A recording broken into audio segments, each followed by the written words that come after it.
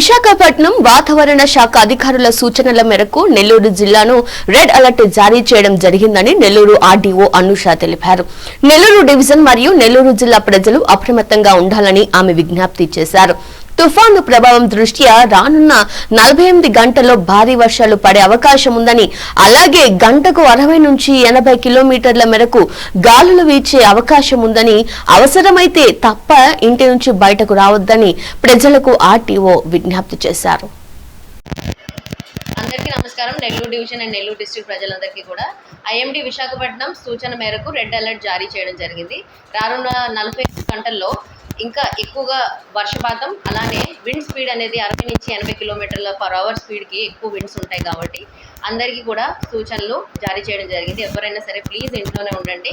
నిత్యావసర సరుకులు ఏదైనా ఉంటే వెంటనే మీరు ఇన్స్టా కానీ స్విగ్గీ మార్ట్లో కానీ వాటిలో కూడా ఇంటికే తెప్పించుకోండి. బయటికి రావడానికి అస్సలు మినిమం కూడా అసలు స్టెప్ అవుట్ చేయొద్దు. ఎందుకంటే ఈ ప్రభావితం మనం శ్రీలంకలో, చెన్నైలో ఆల్రెడీ చూస్తున్నాం ఈ సైక్లోన్ దుత్వా ద్వారా.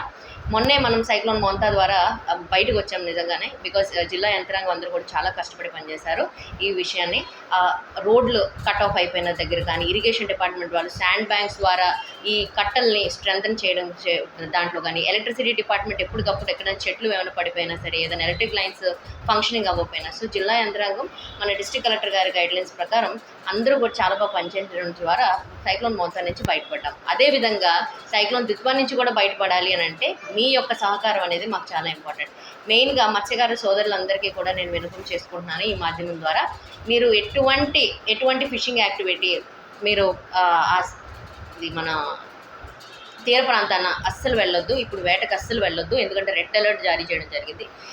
దీని ప్రకారంగానే 3 రోజుల ముందుగానే కలెక్టరేట్ నుంచి మాకు ఆదేశాలు రావడం, అండ్ రీహాబిలిటేషన్ సెంటర్స్ అంటే పునరావాస కేంద్రాలన్నీ కూడా అన్ని వాష్రూమ్స్ కానీ, లైటింగ్స్ కానీ అన్నీ కూడా మరమ్మతు పనులన్నీ చేసేసి రెడీగా పెట్టుకున్నాం. ఏదన్నా సరే రీహాబిలిటేషన్ కానీ లేకపోతే లోతట్టు ప్రాంతాల్లో ఏదన్నా జలమయం అయ్యే స్థితిలో ఉంటే వారిని వెంటనే షిఫ్ట్ చేయడానికి రెడీగా ఉన్నాయి. టోటల్ నాకు నెల్లూరు డివిజన్ పరంగా నా డివిజన్లో 12 మండలాలకు సంబంధించి 18 సెంటర్లు రీహాబిలిటేషన్ సెంటర్లు అన్నీ రెడీగా ఉన్నాయి. కానీ ఇప్పటికైతే అదృష్టవశాతం మనకి అంత రెయిన్ఫాల్ ఎక్కువ లేదు. కానీ రానున్న నెక్స్ట్ 24 hours చాలా క్రూషియల్ మనకి.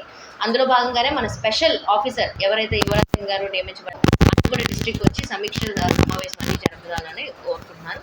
అండ్ సార్తో పాటు మేము కూడా జిల్లా సిబ్బంది అంతా కూడా అన్ని ప్రాంతాలకు కూడా ఒక్కసారి విజిట్ చేసి ఎక్కడైనా ఏదైనా ఇష్యూస్ ఉన్నా సరే ఆయన సూచనల మేరకు వెంటనే పాటిస్తాము. సో మెయిన్గా ఈ మాధ్యమం ద్వారా మీ అందరికీ ప్లీజ్ డోంట్ కమ్ అవుట్. అస్సలు మీరు బయటకు రావద్దు. నెక్స్ట్ 2 days మండే మధ్యాహ్నం కానీ ఈవినింగ్ కానీ అది మనకి ల్యాండ్ ఫాల్ అయ్యే సిచ్యువేషన్ ఉంది అంటున్నారు. ల్యాండ్ ఫాల్ అయితే ఇంకా మనకి అప్పుడు వర్షపాతం తగ్గిపోతుంది, దాని యొక్క ప్రభావం కూడా తగ్గిపోతుంది. అండ్ ఎటువంటి ఇబ్బందులు ఉన్నా సరే మీ దగ్గరలో ఉన్న వార్డ్ సచివాలయం సిబ్బందిని వెంటనే సంప్రదించండి. కాల్ సెంటర్ అనేది మన డివిజన్ లెవెల్లో, కలెక్టరేట్ స్థాయిలో అండ్ మన మండల్ లెవెల్ స్థాయిలో అంటే మీ ఎంఆర్ఓ కానీ తహసీల్దార్ లెవెల్ స్థాయిలో కూడా మేము నిర్వహిస్తున్నాము. సో ఏ ఇబ్బంది ఉన్నా సరే ఆ నంబర్స్కి కాల్ చేయండి. ఎటువంటి ఇబ్బంది ఉన్నా సరే, ఏదన్నా మీకు సమస్య ఉన్నా సరే రీహాబిలిటేషన్ పునరావాస కేంద్రాల్లో అక్కడ అన్ని సదుపాయాలు ఉన్నాయి. అక్కడ మ్యాట్రసెస్ నుంచి మంచినీటి సరఫరా, భోజనం కూడా అన్ని సదుపాయాలు అనేది అరేంజ్ చేస్తారు. కానీ మ్యాక్సిమం మీరు ఇంట్లో ఉండడానికి కృషి చేయండి.